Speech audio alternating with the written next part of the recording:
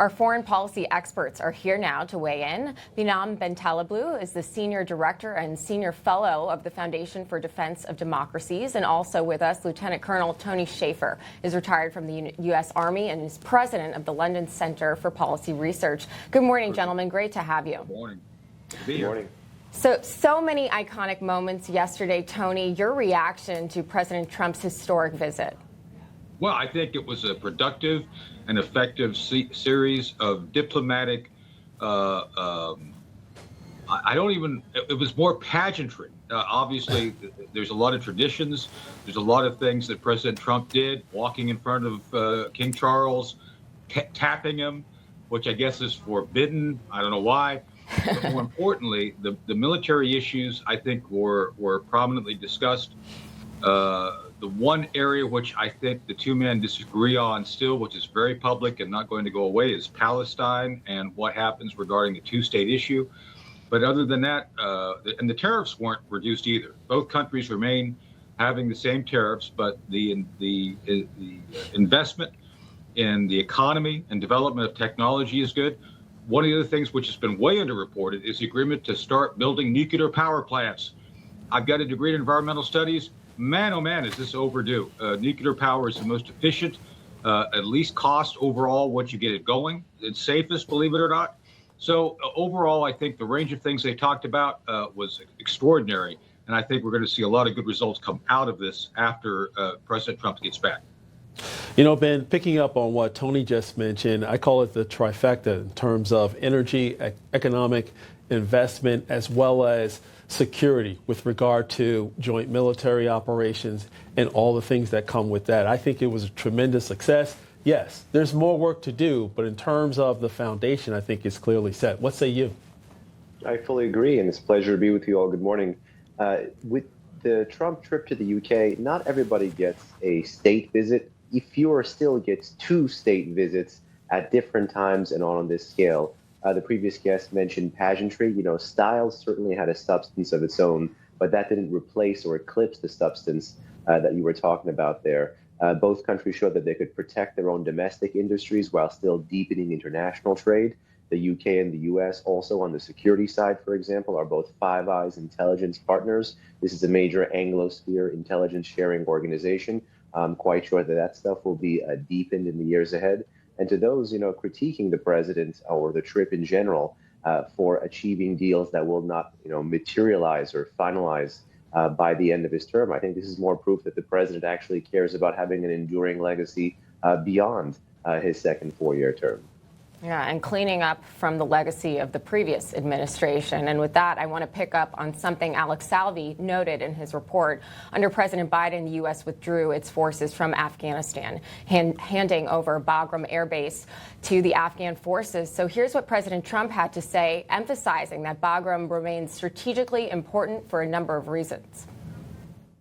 We're going to keep Bagram, the big air base, one of the biggest air bases in the world. We gave it to them for nothing.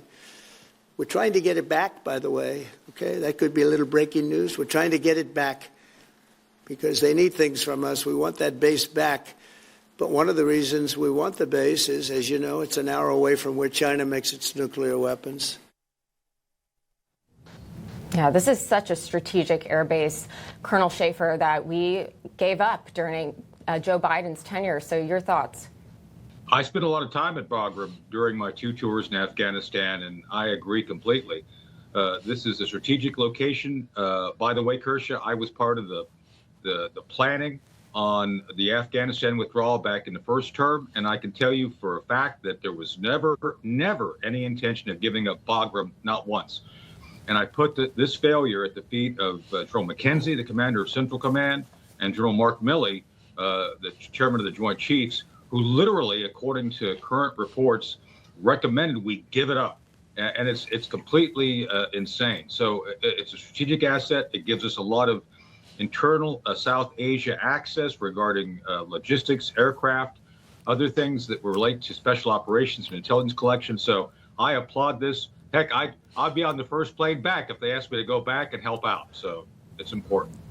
Awesome. You know, Ben, to Tony's point, when you look at how Trump is moving and executing, he got the TikTok deal done with President Xi. He's getting other things in that region moving forward. And I think this actually places, announcing this intention with regard to the Air Force Base, actually places more pressure on Xi to come to the table and finalize tariff deals. Do you see that as a very strategic move by President Trump? I absolutely see it as a strategic move, and there's more that could be done there because, listen, one of the major victories of the president in the first term was being able to create a new bipartisan or even nonpartisan religion in Washington, D.C., and that's quite hard. And that's basically to make the vast majority of folks working in there into China hawks. And so now in term two, he's hit the ground on the leverage, on the economic leverage, on the security leverage, on the political leverage. The previous guest mentioned the ability to threaten China from within Central Asia while also having a good foothold when it comes to counterterrorism in South Asia. If this Bagram plan actually goes through, certainly, if you're the Chinese Communist Party, you're going to have to think twice about the president's ability to actually carry out what he says. And to that end there, something that could be a feather in the president's cap is to actually, more aggressively enforce the oil sanctions that he has against the Islamic Republic of Iran, which is providing plenty of cheap oil to the Chinese. He gets this trifecta, both on the tech, on the security, and on the political. He might be able to checkmate Xi. Mm-hmm. Well, another highlight from the trip, many topics were covered. Speaking on the possibility of peace in Ukraine and his thoughts on Vladimir Putin, President Trump had this to say. Well, he has let me down. I mean, he's killing many people, and he's losing more people than he's killing. I mean, frankly, the Russian soldiers are being killed at a higher rate than the Ukrainian soldiers. But, yeah, he said, let me down. I don't like to see. It's death. Yeah, Tony, it's clear the United States is on the same page as the UK with respect to Russia being the aggressor here. Right. But I think there are definitely differences as to how we fight back in terms of whether it's security guarantees or sanctions. That was made very clear when Keir Starmer basically reached out the day after to Zelensky after that contentious meeting with President Trump the day before. Right. So your thoughts in terms of where we stand with the EU and Keir Starmer with respect to the Russia-Ukraine war right now in that conversation? So the first new package is approved by the United States for Ukraine under the new scheme where we have NATO purchases weapons. That's already ongoing. 500 million has already been approved. So that, and by the way, that's the first actual weapon sale that's happened in the Trump administration. Everything else that's been going is from the Biden administration. So that's notable. Also, to the president's point, yeah, they're on the offensive. Russia is on the offensive, and when you're on the offensive, speaking as a military planner, you will always suffer way more casualties than those on the defense. With that said, Russia is generating 30,000 men a month. Ukraine is lucky to do 3,000 men a month, and they're now drafting people over 60 years old. So it's a dire situation for Ukraine, one that's not going to get back better militarily. And I think this is where, as mentioned, the energy issue is so important to defunding Putin. And one of the things President Trump did, Kershaw, we talked about this a few days ago, I believe, is he called out the Europeans saying, hey, you just bought $1.6 billion of Putin's oil. You're part of the problem. So I think being honest about who's buying the oil, trying to find a way to help the EU and Britain get to alternate sources of energy is a good thing. But the bottom line is Europe cannot talk out of one side of its mouth trying to get us to do the dirty work, and they're buying Putin's oil and funding the war. So I think these things are about to be kind of squared a little bit better, and I think we'll see some progress on the war in some way to end it. Ben, let's stay on this topic of energy, Russian energy.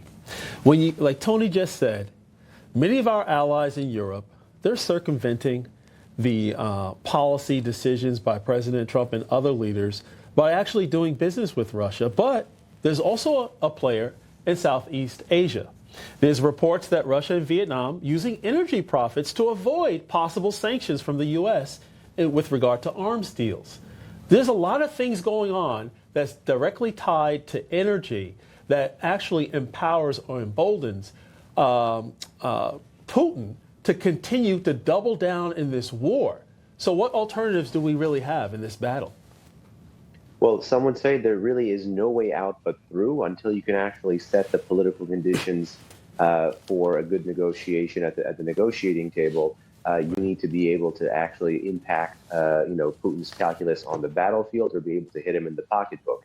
You mentioned Vietnam. When you're looking at the tech that goes into some of these components, these more advanced military components like ballistic missiles or drones, besides just getting whole components from abroad, there's other countries that play that carve-out role. We've talked about Central Asia and Kazakhstan in the past as well, being able to be a force multiplier for getting this illicit tech into Russian weaponry. We mentioned Vietnam now on the energy side. Putin is basically taking advantage of the fact of the middleman's desire to want to engage in business and make a buck, as well as on the structural over-reliance of Europe on Russian energy and the inability of Western policy, even political leaders in NATO countries, to be able to disaggregate that has led them into the predicament where, one, they constantly seek more sanctions or more arms sales from the Americans, but haven't been able to untangle themselves from this energy issue.